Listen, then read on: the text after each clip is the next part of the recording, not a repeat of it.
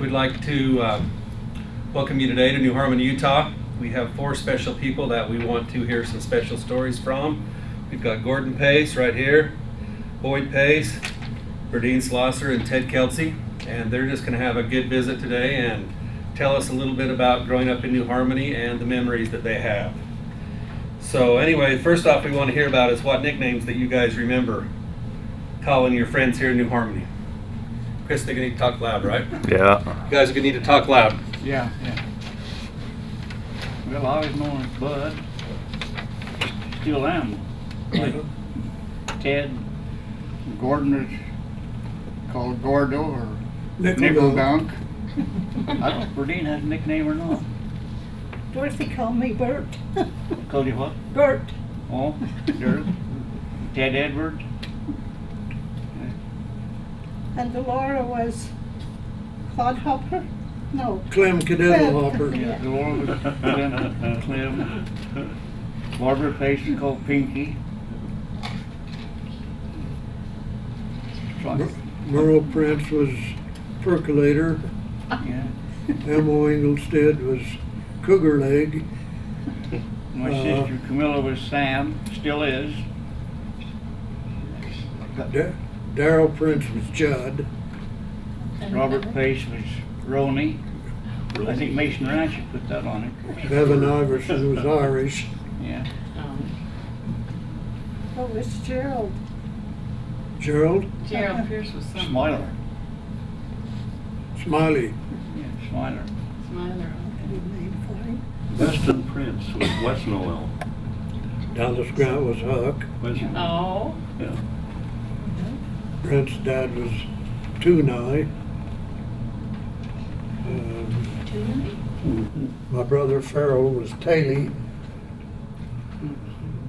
What you have, Jess Prisby? Kadik. Kadik?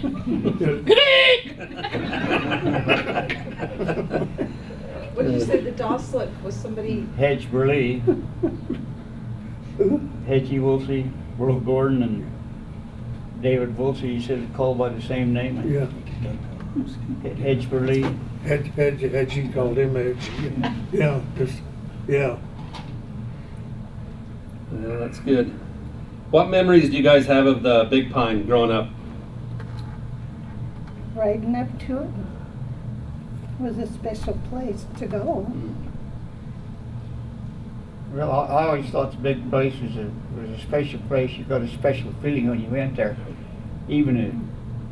Might even say it was a sacred place. Mm-hmm. You got this special feeling when you're on that big old pine tree and those big rocks, Yep. stuff like that. The history of the Big Pine back through the pioneer times, through the 1800s and everything, is such a big part of the memories and the people that lived here and the poems and the stories they wrote about it, talking about the big flood that came down bringing so many big rocks and boulders, and the Big Pine was there, and some of the Lee and Red family kids, they could hear the rumbling of the water. And the only thing that saved those houses up to the field, those Lee and Red homes, was that big pine tree stopped all those rocks from coming down. You can go up there right now and there's a great field of big, huge boulders, almost as big as this. Some of it almost big as this room, just on the other side of that thing. And then down through the meadow, clear down to a red gate right over here, there's 3 or 4 big boulders in there. My dad used to claim that those come down from that flood. It's a field of rock to the west of town. Big, huge ones, smaller ones and everything. And so the Big Pine has been a part of the history of New Harmony so many years. It's just been a part of my history. I can't think of the Big Pine, but thinking about all the history and all of that pine meant to those people way back in those years. And here it is with just a stump there. And so I'm up there worshiping a stump right now, and a little tree right to the foot of the thing is starting to grow a little bit. So the Big Pine has been a part of all of our memory here, and it's just a part of us. I've got a picture of the Big Pine tree. Just to Rolane made up for me. He got the picture of the Big Pine tree and the red cliffs in the background. when I was a kid, I used to go up there to see that eagle's nest Hmm. up in the top of it. That was, Mhm. never did see an eagle on it, but there was a big nest right in the top of it. It was built by an It was eagle. there. Yep. Wow. We tried to climb up that as kids and got about halfway up and scared. I remembered that eagle's nest, what you're talking about. What memories do you guys have about going to school here in New Harmony? Tell us some of your teachers' names, maybe some fun things that you did at school. Well, Mrs. Kelsey was mine for a long time. Which is Is Viola? that Viola? Viola Kelsey. Mhm. Viola Kelsey, and Florence Um, Prince, I can't think Orton, of the others. Rulin Orton and, yeah. So Rulin was the teacher? uh-huh. You remember Jed McAllister? No, He taught everybody to play harmonica. Oh, oh, Winona Prince taught us how to knit. was excellent at it. She was the best harmonica player we had. Winona? Mhm. Oh, That's great. Did you ever play any tricks on your teachers that you want to confess? Hanging a chair on a flagpole. Well, let's hear that story. Well, Halloween time or April Fool time, we go out there and go up through the men's restroom into up in the attic. And there's a bell up there, the belfry, and then we'd get the teacher's chair and had a flagpole out there and hang that chair up to the top of the flagpole. I remember doing that. But I'd like to say, the first grade I had Viola Kelsey, and I was scared to death starting school. And I come in there, I was standing by a chair, and I can still remember this well. She just came over and kind of pushed on my shoulder, and I sat down in that chair and felt so relieved. We had Viola Kelsey, Florence Prince, Who was the Reuben Orton, Glenn Graff, and Neil Glenn Lazar. Graff? Okay, Glenn Graff. Yeah. He's the one that told me, Gordon, will you please sit down and shut up? Yeah.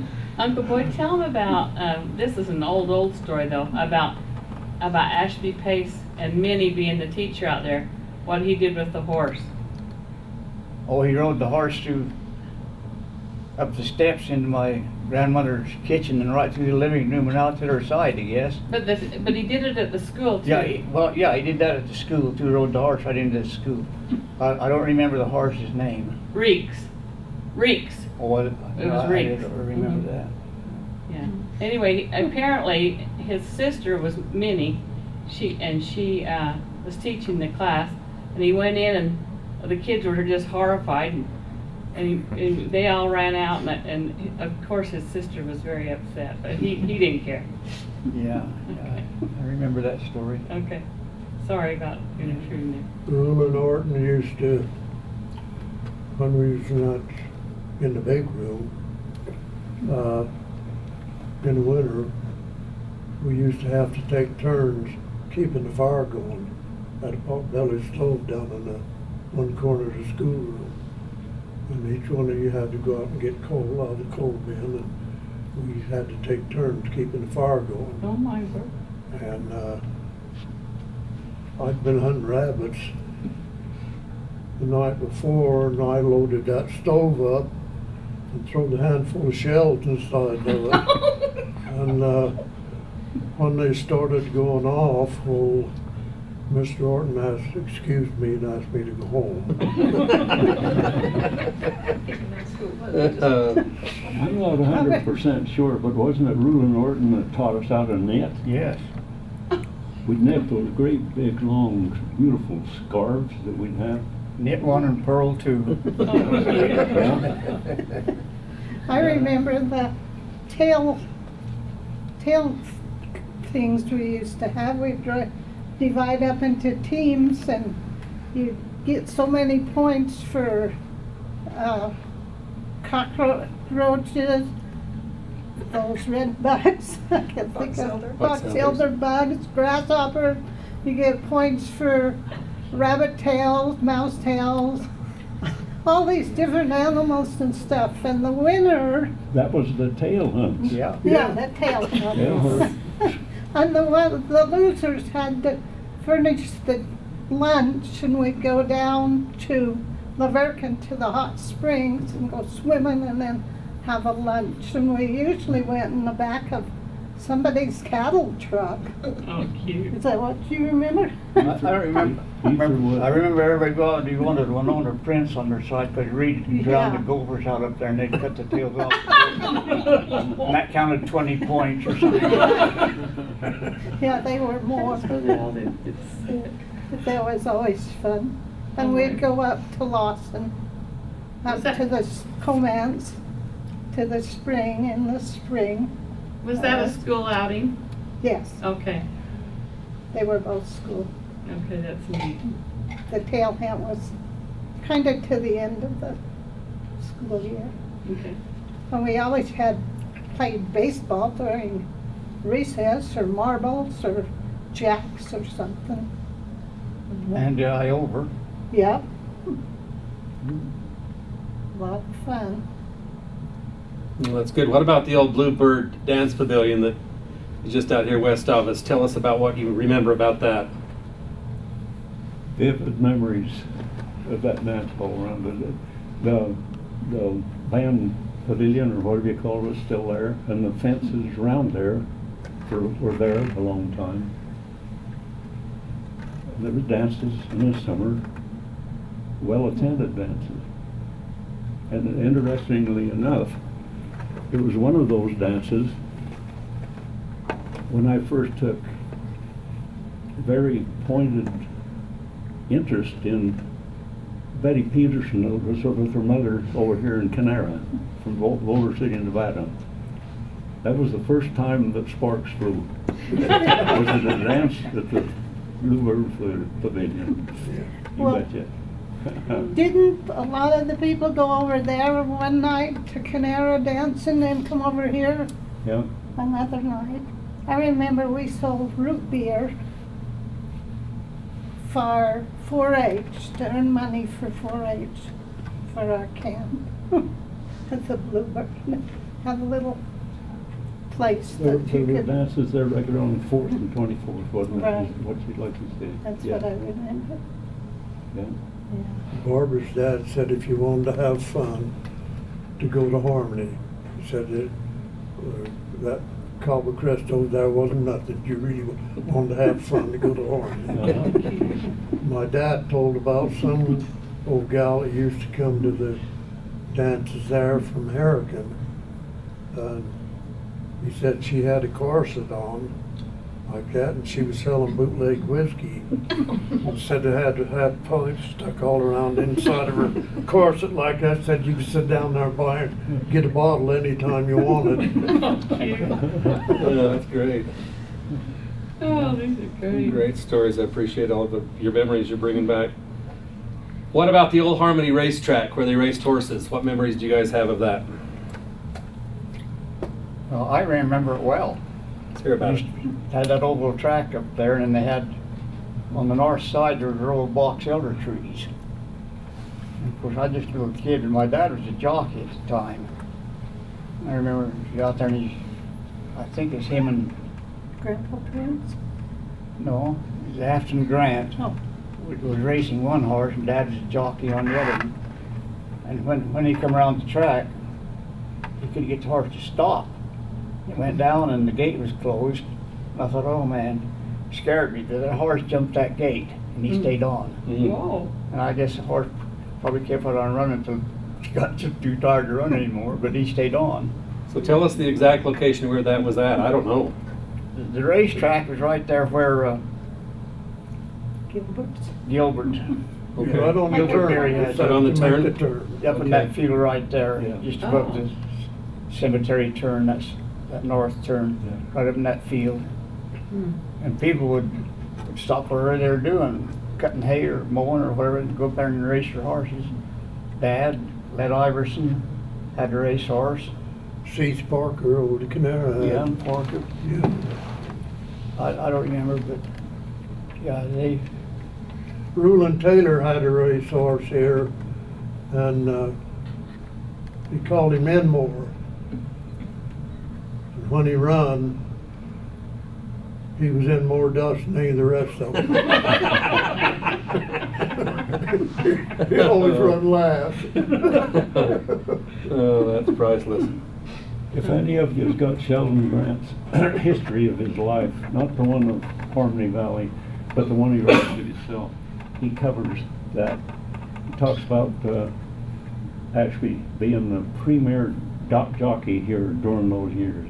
He just stuck on them, and if you put Ashby on the horse, you knew it was going to get that and read it.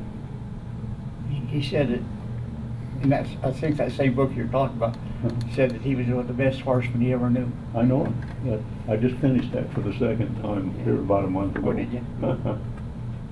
Yeah.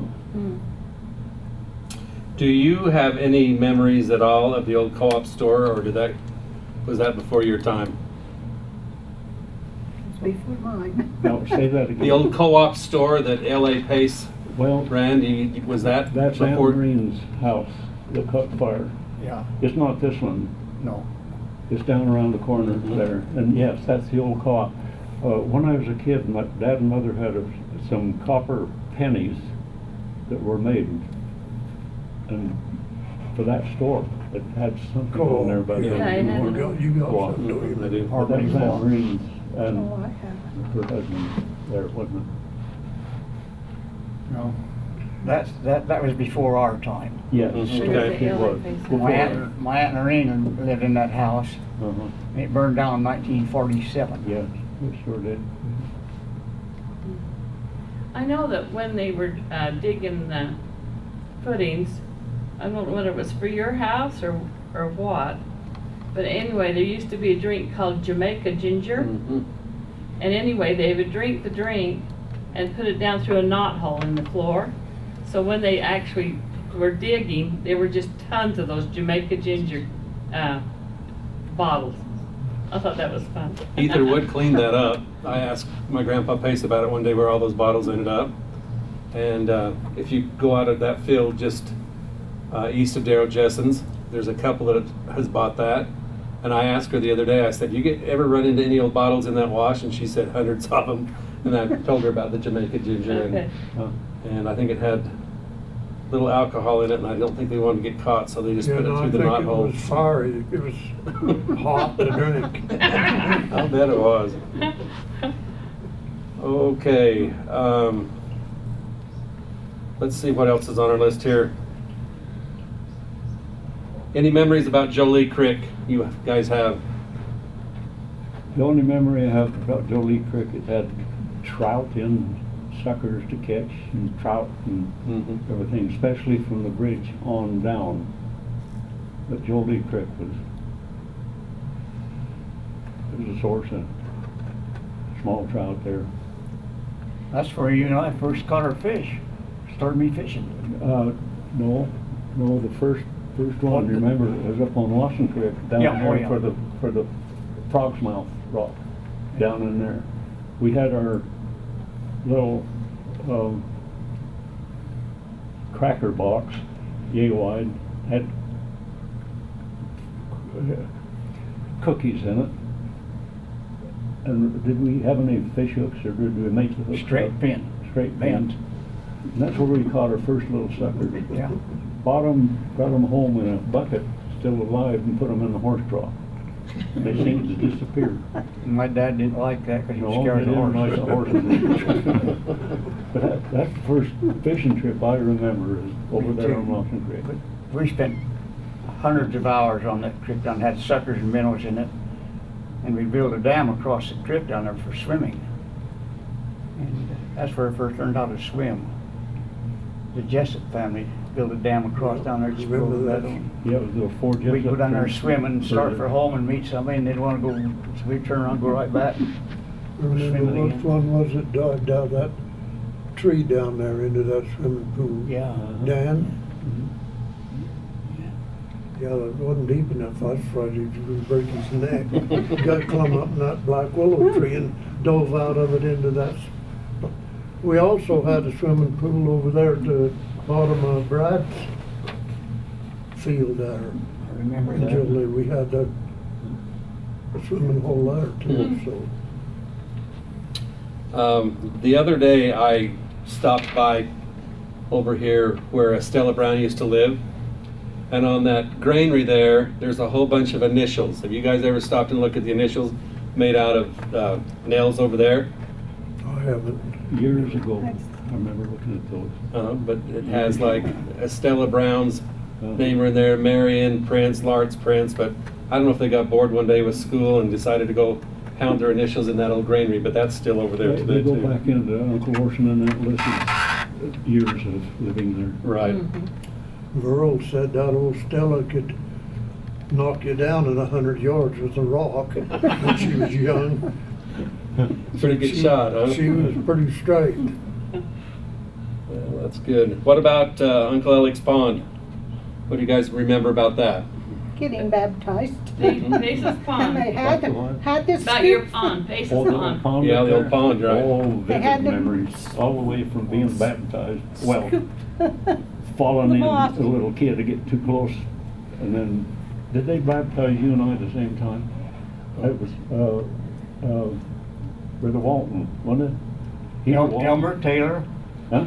Elmer Taylor was the bishop, I think. Yeah, but Heber Walton was the one that baptized us, wasn't he? It was me. I think Elmer Taylor, or maybe your dad.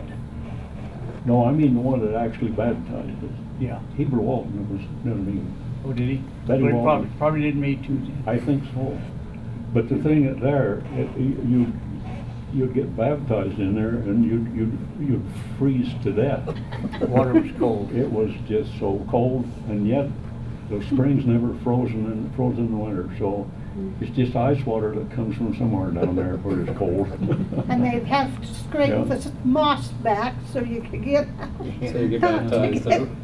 Baptized. I think me and Darrell was baptized by my dad. Had big fish in it. I'll have to tell you his fish story. Oh, huge strike. I can remember fishing game, bringing a tank in, and Dad and mainly Anthony and Leslie, and Dad too, he was here. And they dumped the fingerlings in there, to keep them going. Then Anthony spent most of his time gardening it. Yeah, he run me out of there a number of times. He was born and raised, he had red hair. He was a redhead. We were fishing up Tempered there to go one along time. with it. Me and Victor Dosley. And Uh-huh. of course, we was trying to fish and watch for anthons. Didn't want him to catch us. So pretty soon we see anthony coming up toward the pond. So Victor just threw his fishing pole right out in the pond. I held on to mine. We run back in those trees behind the south side of the pond there, those pinyon and cedar trees. Yeah, hide put from a anthony. lot of willow trees in there. too. Yeah. It turned into a big pond, as you always know. I wish I'd have brought my iPad, because on the main screen, I've got a picture that Leslie took years ago showing the cliffs there in that pond, those willow trees on the side. I wish I'd have brought that. I was in first grade when they Yeah. bulldozed that in. I remember going over there as a first grader. And Fond Back in memories of going up there at 1966, dark, spooking a deer somewhere down in the orchard or something. The deer come raring up through there and jumped in the pond in the water, a big splash. Oh, my word. And the pond had so much moss on it, especially in later years. I think the deer figured they're just still on the meadow. But then all of a sudden they was in and on through. Wow. Not there anymore, I can just remember the pipe big fish. that come from the springs. I took Ned and Frank fishing up there one day. I was teaching the primary. Anyway, I showed them how, and Ned said, "My sister wouldn't even touch a worm." I don't think they caught anything. Me and Don Leo Eaton laid over there on the bank of that pond. He had a plug of chewing tobacco. And I'd never chewed before, but he did. And he was sitting there and he would have a little taste of this. And he said, "Now, I don't know how you do it." He said, "Don't swallow that juice, just suck the licorice out of it." Oh. I don't know how you done that.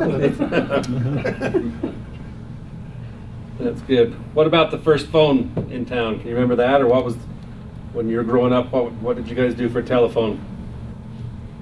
There was one up to Uncle Marion's, and you had to crank it, and you could barely hear. And that was in my time. Uncle George had one there when the post office used to be there too. Yeah, Marion had a line going from here to Canara, just a single. It always broke down. We had to make a phone call, you'd go up there and you'd pay Marion a little bit to use the phone or something.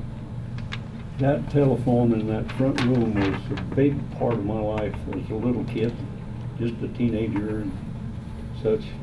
I rode horseback with Floyd Knoll, the ranger, back in years ago. I was just a teenager. He was up on a West Mountain, spotted a fire way over towards Pine Valley on some peak over there. So he had me, and it was the high part of my life. I forever after wanted to be a forest ranger, but I was allowed. He had me come down here, go to Marion's, get on that phone, call one of the gardener guys over. I think it was Cumin. Tell him about the fire and such.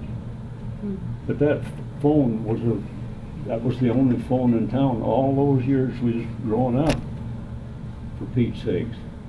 And it was the only phone in town that I could, during the winter months, when Betty was down in Boulder City going to school for some strange reason, and I was up here going to school, the only way I could get a hold of Betty was on that phone right there in that front room.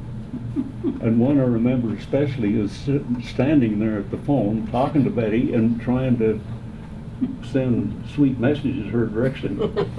And the bishopric was sitting right here behind me, listening to every word I said.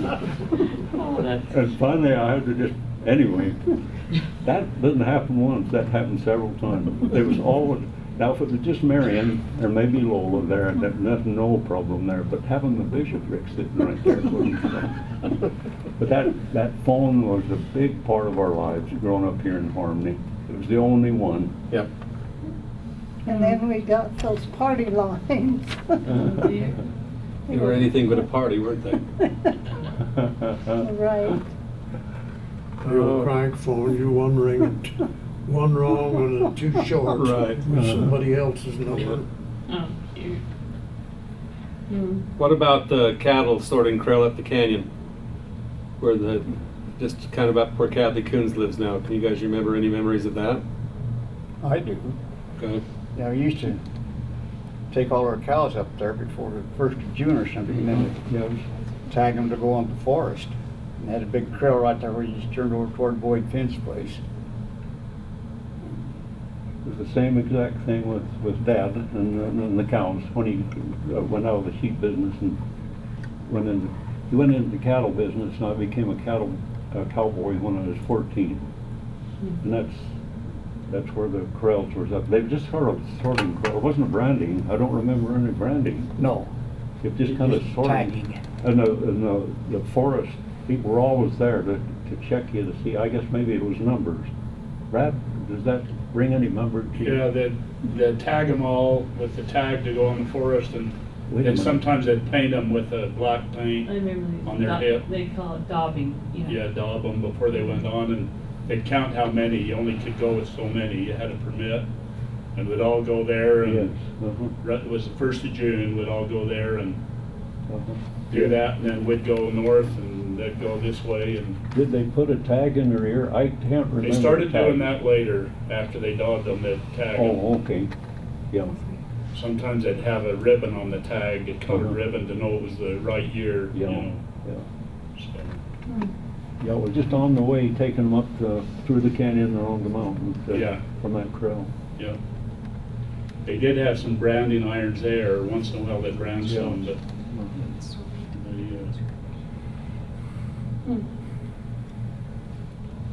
All right, let's see what else we got here.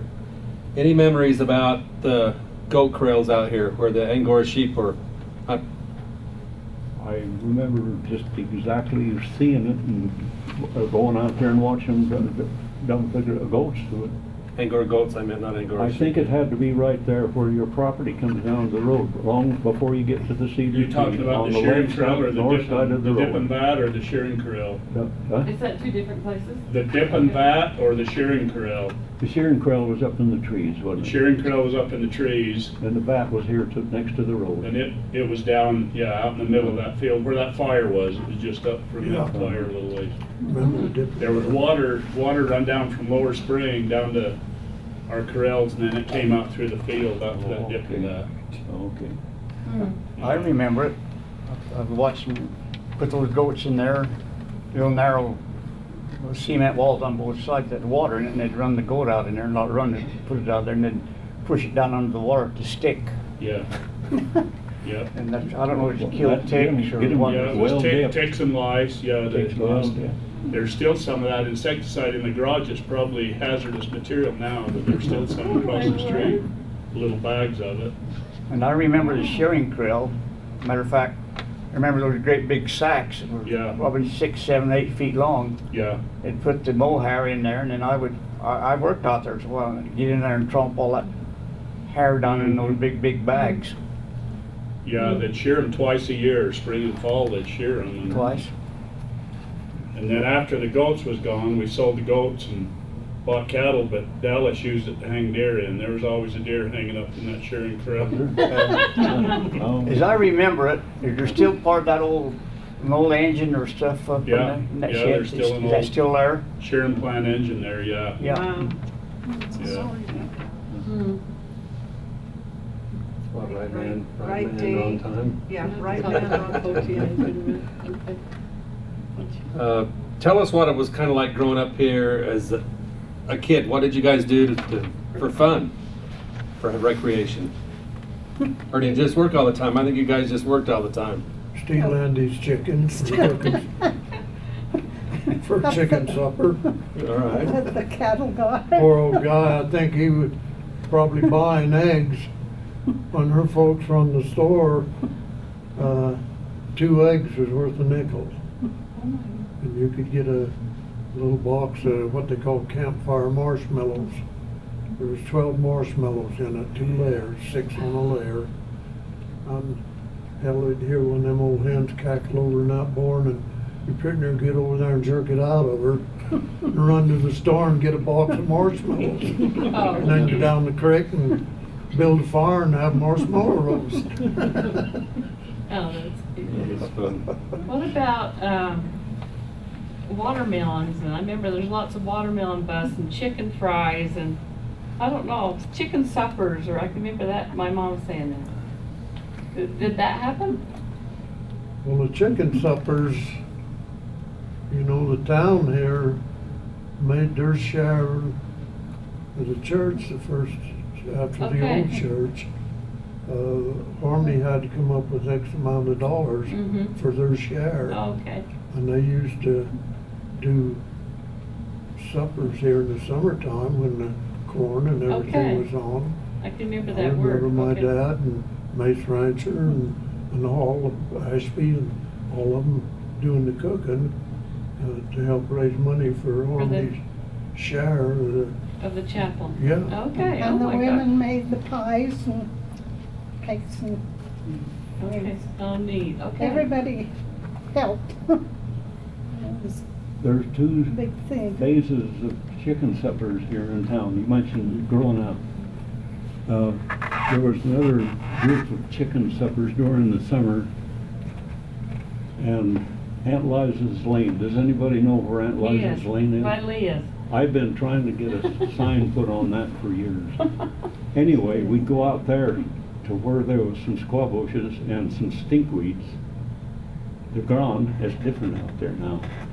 But that was still there, and that's where, as kids, and they'd be periodically, it'd be chicken and show up, but nobody wanted to really admit or find out where the chicken came from. So it had a special flavor because who knows what. But my memory of chicken suppers is the big ones where crowds of people from St. George or Cedar would come and have a big chicken supper up the field there in the meadow, and then these other chicken suppers over here analyze this lane in the dark. We used to have them up at the cattle guard. Yes, we did, a lot of them at the cattle guard. Yeah. Well, Gordon mentioned stinkweeds. The thing was, when we was a kid, if you touched one of them stinkweeds, it'd make you pee the bed. That was the theory. They call them pee the beds. Got those purple stinkweeds out of certain And the smell, didn't they? watermelons, Man, Ashby Pace, Boyd's dad used to grow the best.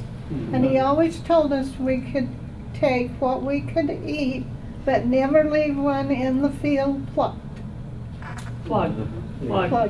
plug, yeah. Oh, that's, We had many of Yeah, well, his melons. growing up, we were all pretty poor. Yeah, So we made our own fun, fishing in the creek, swimming down there, the chicken suppers, and even in the wintertime, when it's cold, sleigh riding and right. stuff like that. I remember one Kick time, the can. Tom Pierce had a barn right up here, and we went up there and got a workhorse, put a harness on it, and hooked it to a little sleigh. And it was so cold, I don't know if we had any fun, but I remember how cold it was. The frost is freezing to the nostrils of the horse. oh, You might have even been there, Berdean. oh, growing up in Harmony is the best thing that ever happened to All of Harmony us. kids. Yeah. Best there- thing that ever happened to us. And there used to be trees out where we are, and we'd play Pussy Wants a Corner, was that what it was? And you had to run. And had to change trees, and the person was it would try to catch somebody, so they would be it. how But cute. we spent hours, and out here on our skates, we'd spend hours skating. We thought when they put the road in, oh good, we can skate on the road. That didn't work. I came along right in the life of my mother and dad. My dad was, they were older. Mother was, I don't know, 47 or something when I come peeking along. And Dad was 9 years older than her. Growing up into the younger years and the teenage years, because Dad needed the help, he taught me how to work. And and I had no athletic ability playing basketball or anything else. And another thing is the hikes in the winters to go up through into the cove over there, where the sun would shine in the winter and there'd be snow everywhere else. And the hike to go up past the big pine and over into the cove. If you remember, you used to do a lot of the hiking just as kids to get up in there in the winter months. And then, of course, in the summer and spring and fall, it was all tied into from 14 on was in the cow business. Earlier years, with Dad and the two brothers with the sheep herd out on the Arizona Strip, he'd never take me with him out there. I guess he figured I ought to be in school, I suppose. But in the summer, would take me with me on the camps up here in north of Pine Valley in the North Mountain. So I grew up a lot of times in the summer with Dad up at the sheep camp, up at the big, prior to 14. They had sheep during those days, up around where Lyle's cabin is and all that area. That was sheep country. And then, So of course, was mine later on, when I was a teenager, there was cattle to go check on regularly during the winter and everything else. But I learned to work.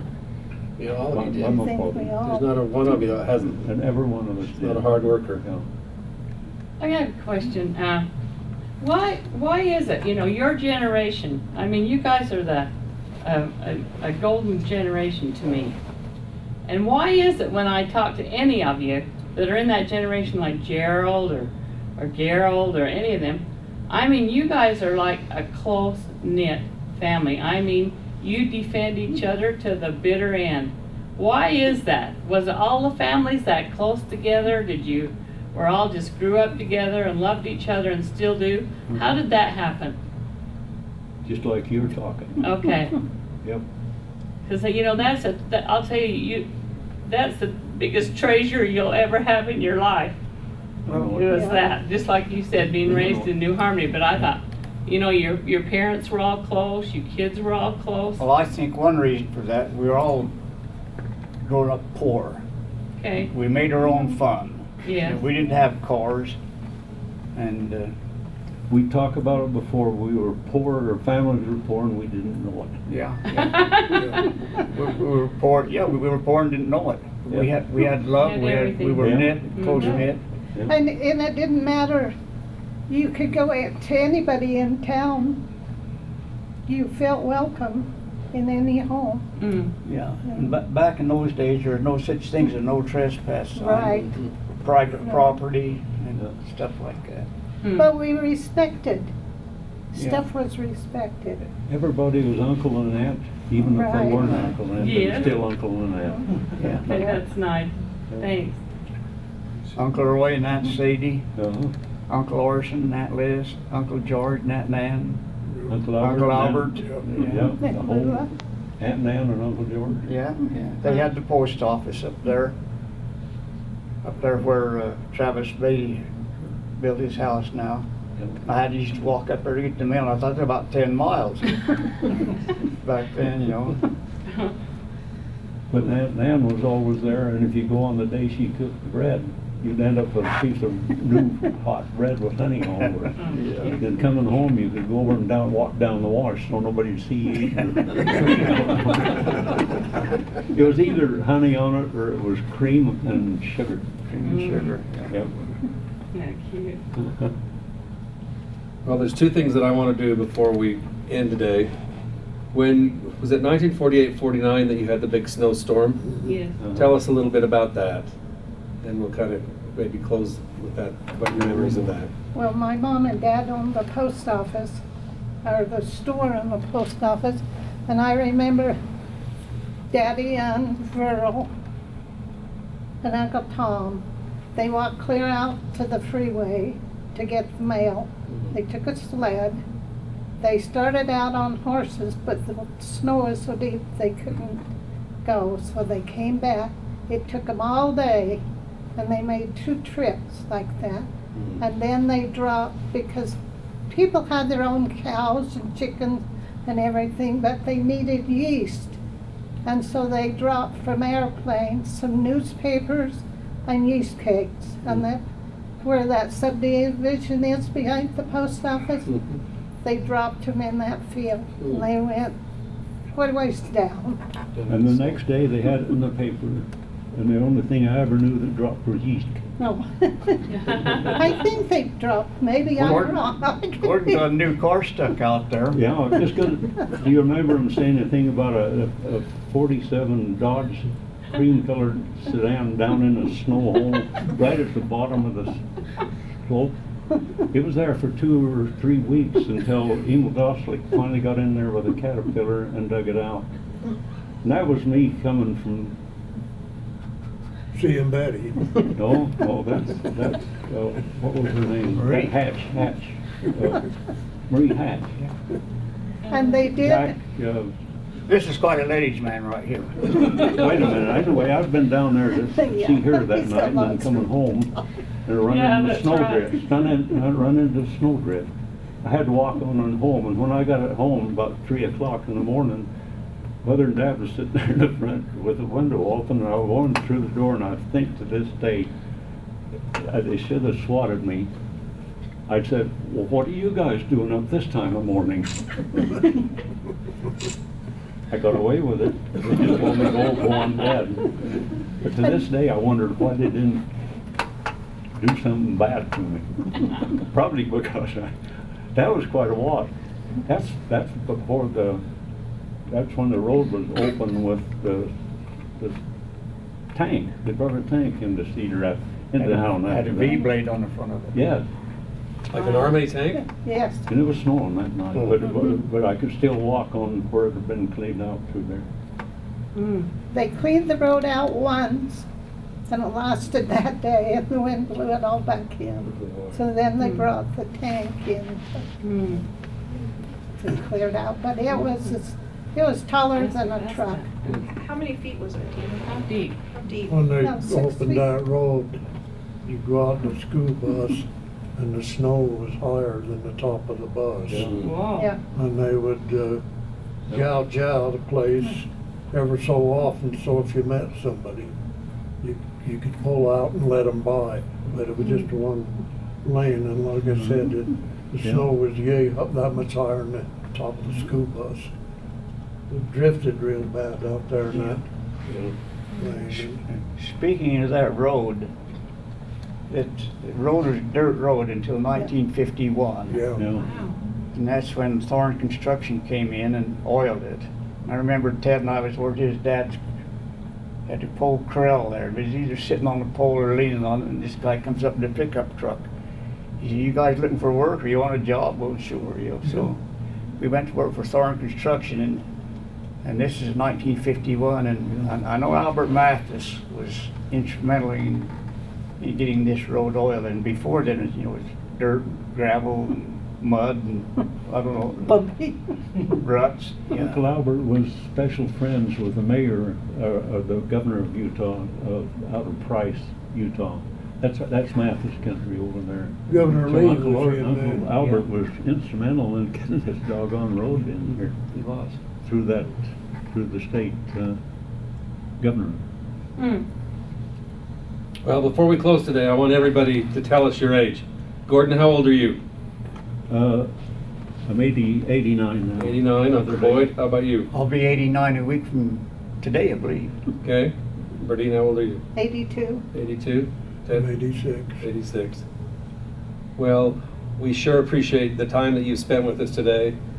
We're all walking out of here with great memories from great people. Before we close, Okay, go. there's a memory I have of, and probably none of you ever have heard of it. There's a place up there called Poincomb's Pasture. Oh, yeah. Maybe Brent knows about it.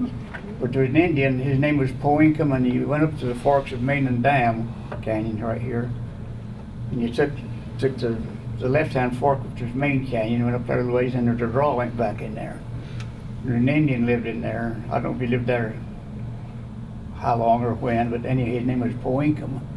And I've heard my dad talk about him having a horse or cows or something in there, and I wish now that I had asking more questions about Poincom and when he was there, how long he was there, but I never did. But I remember the name Poincom, and it still sticks up there. Yeah.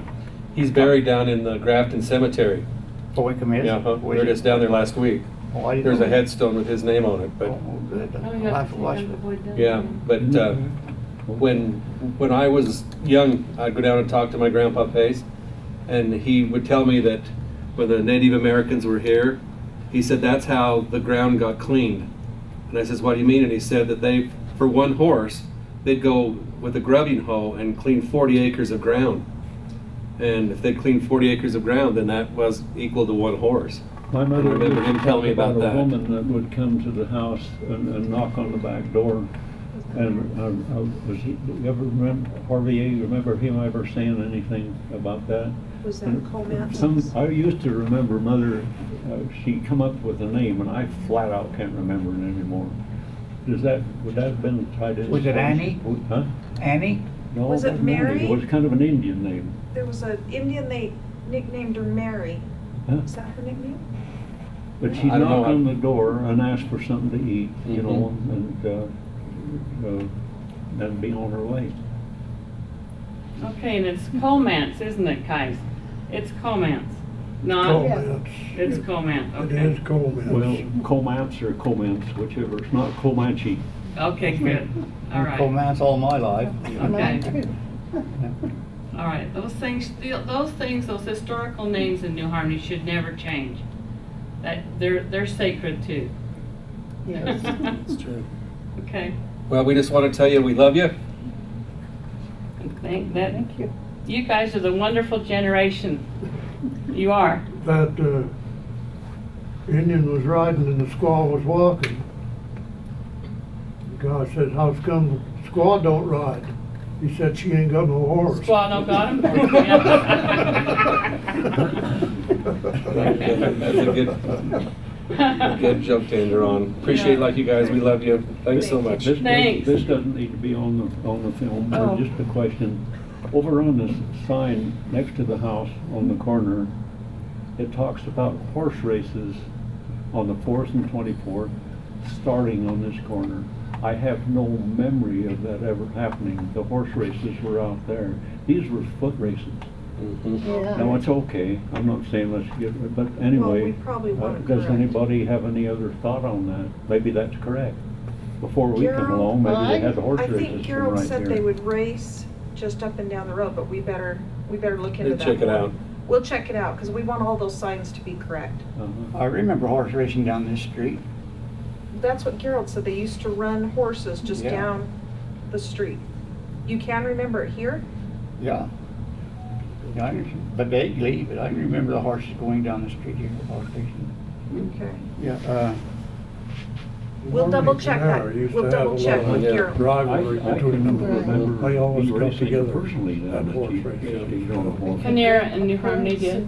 Mhm. Okay. Some Davis guy over to Canara. Hmm. I know that particular race, I went over the mane of the horse to the Betsy. The Mustang that brought them out on the strip. I went right over her head and I didn't, was still running. Oh. She went down on her front leg. He was right on over the front. Whoa. That was one of the races down the street here. Mm. I can remember my grandpa It's fun to Pace. think about these Yeah. things. Grandpa Pace telling me about, like, did they have a big race with a horse called Harmony Kid? And Fern Esplin owned that horse. Led Iverson. No, I think it was Fern Esplin, I think. Oh, Fern was actually a man when I did some research on this, but I guess it was the biggest horse race that they'd had for a long time, and Grandpa Pace was, I'm not sure, I think he was on that Harmony Kid, and I don't know who, I'll have to look up what I wrote or who was the other rider, but they were running down that lane that comes out of Mervin's or out there where you guys were talking about, and Grandpa Pace said that he was ahead in that race, and that Emma Nelson stepped out and put her parasol up, and that horse jumped sideways that he was on, and he lost the race because of that. And when Emma was about 101 and my grandpa was 100, I remember being down there one day and he says, "I'm still mad at you."